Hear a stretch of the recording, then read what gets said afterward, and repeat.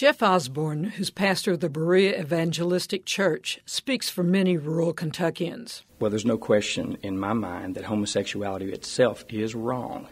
Why? Well, the Bible teaches, both Old and New Testament, that homosexuality is a sin. According to the U.S. Census figures, there are really two Kentuckys. There's rural Kentucky, where very few gay couples are found. Then there's urban Kentucky, where people are much more willing to identify themselves as same-sex couples. Communities like Louisville, Lexington, and northern Kentucky recorded more than 10 same-sex couples per 1,000. The statewide average is just under 7 couples. Anecdotally, discrimination against sexual orientation is more common in rural Kentucky. For example, over the summer in Hazard, 2 gay men were ejected from a public swimming pool. In Harlan County, a lesbian couple reports they were beaten because of their sexual orientation.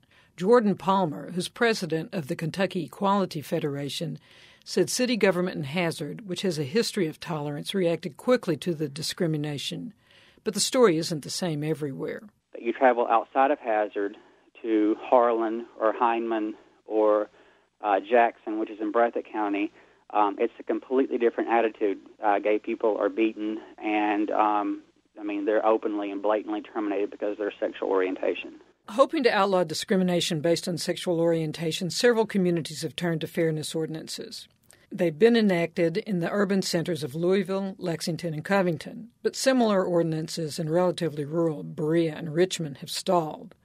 Given the stalemate in rural Kentucky, proponents shifted their efforts to Frankfort. Palmer says a state law fashioned after a fairness ordinance would ensure all Kentuckians enjoyed the same protections. Plus, he says only the state can effectively enforce the law. So the Equality Federation is pushing to add sexual identity to the jurisdiction of the Kentucky Commission on Human Rights, which has authority throughout the Commonwealth. It protects smokers from being fired from a job, but not because of sexual orientation or gender identity. That agency is heavily funded, and they're the ones that need jurisdiction on sexual orientation and gender identity also to be effective. But political opposition remains strong.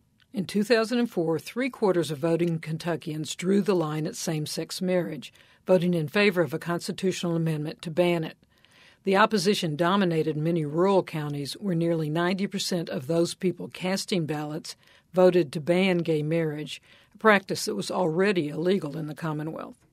Since that time, according to Palmer, even the local fairness ordinances have come under attack in Frankfort. The Kentucky House has tried 3-4 times to revoke the city, the authority of municipalities to pass equality laws.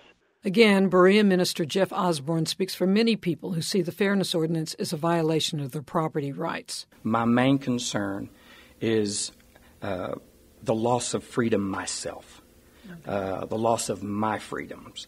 I believe that as a property owner, that I should have rights to say what should go on or shouldn't go on my property. Nevertheless, the political and economic pressures on landlords and lawmakers continue to grow. Census figures again indicate Kentucky was among the states with the largest increase in same-sex couples.